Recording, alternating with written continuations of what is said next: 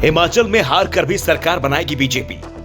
हिमाचल कांग्रेस में बीजेपी ने शुरू की एकनाथ शिंदे की तलाश। सुखविंदर और प्रतिभा सिंह का खेमा आया आमने सामने। सबसे ज्यादा विधायक सुखविंदर खेमे के, लेकिन प्रतिभा खेमा भी कमजोर नहीं। 8 दिसंबर को हिमाचल प्रदेश में वोटों की गिनती हुई।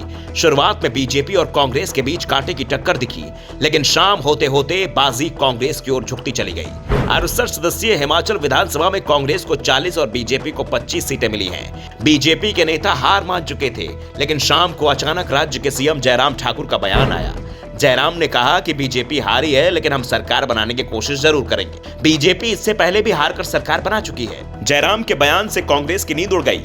आनन फानन में विधायकों को चंडीगढ़ और रायपुर शिफ्ट करने की तैयारी शुरू हो गई, लेकिन देर शाम को बीजेपी की ओर से साफ हो गया कि वो कुछ नहीं कर रहे हैं। चुनाव हारे हैं, विपक्ष में बैठेंगे, कम से कम कुछ दिन तो विपक्ष में ही रहेंगे, फिर हिमाचल में एकनाथ शिंदे की तलाश करेंगे। कांग्रेस की कोशिश है कि पार्टी में कोई एकनाथ शिंदे पैदा ना हो जाए, इसलिए समय रहते ही विधायकों की नाराजगी को दूर करना होगा। बीजेपी की ओर से संकेत मिला कि वो अभी कांग्रेस के रास्ते में रुकावट नहीं डालेंगे, तो शुक्रवार को दोपहर 3 बजे शिमला में ही विधायक दल की बैठक बुला ली गई। नहीं तो ये बैठक चंडीगढ़ में कराने की तैयारी चल रही थी। पार्टी पर्यवेक्षक बैठक में पहुंचे तो खबर मिली कि सुखविंदर सिंह सुक्खू अपने 18 समर्थक विधायकों के साथ अनट्रेसेबल हो गए।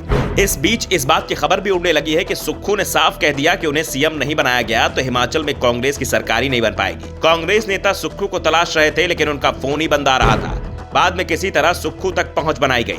बड़े नेताओं ने उन्हें मनाया, तब कहीं जाकर वो बैठक में आने को तैयार हुए। सुक्खू की नाराजगी के चलते 3 बजे होने वाली बैठक 8 बजे शुरू हो पाई। इस बीच प्रतिभा सिंह के समर्थकों को भी खबर लग गई कि सुक्खू गुट उनकी दावेदारी को स्वीकार करने के लिए तैयार नहीं है, तो उनके समर्थकों ने सुक्खू के बिना ही विधायक दल की बैठक करने और प्रतिभा सिंह को सीएम उम्मीदवार घोषित करने का दबाव बढ़ा दिया। लेकिन कांग्रेस पर्यवेक्षकों को भी एहसास था कि अगर ऐसा हुआ तो कांग्रेस सरकार ही नहीं बना पाएगी और चुनाव हारकर भी बीजेपी सरकार बना ले जाएगी। दरअसल प्रतिभा सिंह के क्षेत्र मंडी में बीजेपी ने क्लीन स्वीप किया है, तो सुक्खू के प्रभाव वाले शिमला जिले में कांग्रेस ने क्लीन स्वीप ही कर दिया। लेकिन टिकट वितरण में सुक्खू से ज्यादा प्रतिभा सिंह की ही चली थी। सुक्खू के 24 समर्थकों को टिकट मिला था, तो प्रतिभा सिंह ने अपने 32 समर्थकों को टिकट दिलाने में कामयाबी हासिल कर ली। ऐसे में विधायकों के मामले में वो सुक्खू से कमजोर नहीं पड़ रही हैं और दोनों के इसी समर्थक के आधार ने हिमाचल में पेश फंसा दिया है। अब सीएम चुनने का फैसला हाईकमान को सौंप दिया गया है, लेकिन दावा किया जा रहा है कि हाईकमान ने जिस गुट के खिलाफ फैसला सुनाया वो गुट नाराज हो सकता है।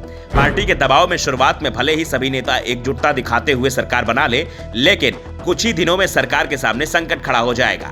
बीजेपी भी अभी कांग्रेस के अंदर चल रहे संकट पर नजर बनाए हुए है। पार्टी वेट एंड वॉच की स्थिति में है। वो एक नए एकनाथ शिंदे की तलाश कर रही है। बीजेपी को एहसास है कि अभी चुनाव हुए हैं, इसलिए इतनी जल्दी कांग्रेस का कोई विधायक पार्टी नहीं छोड़ेगा, लेकिन कुछ समय बाद कांग्रेस के अंदर टकराव बढ़ेगा और ऐसा होगा तो बीजेपी के लिए मौका भी बनेगा। वैसे ही बीजेपी के राष्ट्रीय अध्यक्ष जेपी नड्डा हिमाचल प्रदेश से आते हैं और यहाँ के नेताओं की नड्डा तक सीधी पहुंच है। चाहे नेता बीजेपी का हो या कांग्रेस का हो, नड्डा तक आसानी से अपनी बात पहुंचा देता है। ऐसे में सवाल उठ रहा है कि हिमाचल जीतकर भी हार तो नहीं जाएगी Congress. Bureau report, the Navdarpan news.